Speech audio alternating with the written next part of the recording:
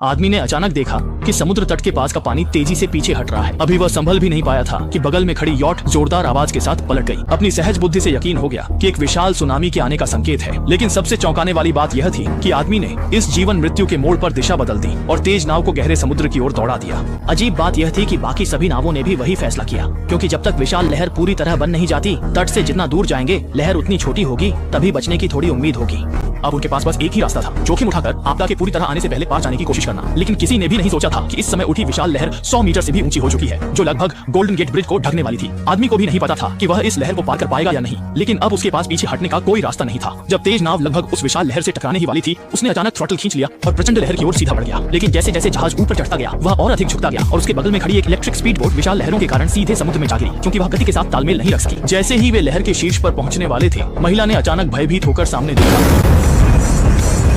ओह नहीं, ये तो बिल्कुल भी अच्छा नहीं। सौभाग्यवश उस व्यक्ति के ऑपरेशन के कारण दोनों व्यक्ति बच गए। जैसे ही आदमी रसोई में गया, उसने देखा कि कूदती हुई सफेद बिल्ली हवा में ही स्थिर हो गई है। इस अजीब दृश्य को देखकर वह तुरंत हैरान रह गया। वह झुककर ध्यान से देखने लगा, तब उसे पता चला कि बिल्ली वास्तव में स्थिर नहीं है, बल्कि बहुत ही धीमी गति से आगे बढ़ रही है। इस खोज ने आदमी को पूरी तरह से स्तब्ध कर दिया। जिज्ञासा के चलते उसने बिल्ली को ऊपर उठाने की कोशिश की। हैरानी की बात थी कि वह छोटी सी जान जैसे हीलियम के गुब्बारे की तरह ऊपर तैरने लगी। आदमी कुछ समझ पाता उससे पहले ही कमरे की लाइटें टिमटिमाने लगी और उसका शरीर अपने आप नीचे धंसने लगा।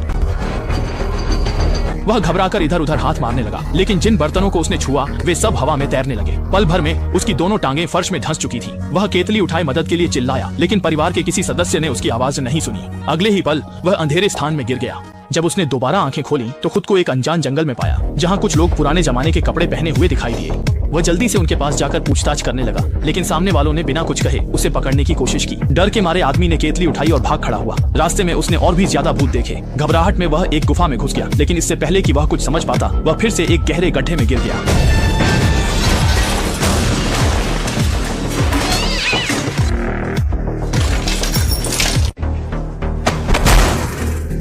स्कूल के लड़के ने उसे धक्का देकर गिरा दिया और उसका मजाक उड़ाया। इस बदसलूकी के बावजूद लड़का कुछ कह नहीं पाया। सहपाठियों की बदमाशी झेलते झेलते वह डरपोक और सहमा हो गया था, यहाँ तक कि चलते समय भी सिर उठाने की हिम्मत नहीं करता था। माँ की चिंता के सामने वह हकलाता रहा, सच बताने की हिम्मत नहीं जुटा पाया। घर लौटने के बाद स्पेशल फोर्स से रिटायर्ड जीजा ने एक नजर में लड़के के शरीर पर चोट के निशान देख लिए और पूछा, कोई उसे तंग कर रहा है? लड़का अब भी सच बताने की हिम्मत नहीं जुटा पाया, बस इतना बोला कि वह गलती से गिर गया था। उसकी कमजोर झूठ बोलने की कोशिश जंग का तजुर्बा रखने वाले जीजा से कैसे छुप सकती थी। अगले दिन स्कूल छूटने पर लड़का हमेशा की तरह सिर झुकाए स्कूल से निकला। उसे पता नहीं था कि आज उसे लेने जीजा आए हैं। जीजा के सवालों के आगे लड़के ने सच्चाई बता दी और उन छात्रों की पहचान कर दी जो उसे परेशान करते थे। इसके बाद जीजा लड़के को साथ लेकर उन छात्रों का पीछा करते हुए एक बार तक पहुंच गए, लेकिन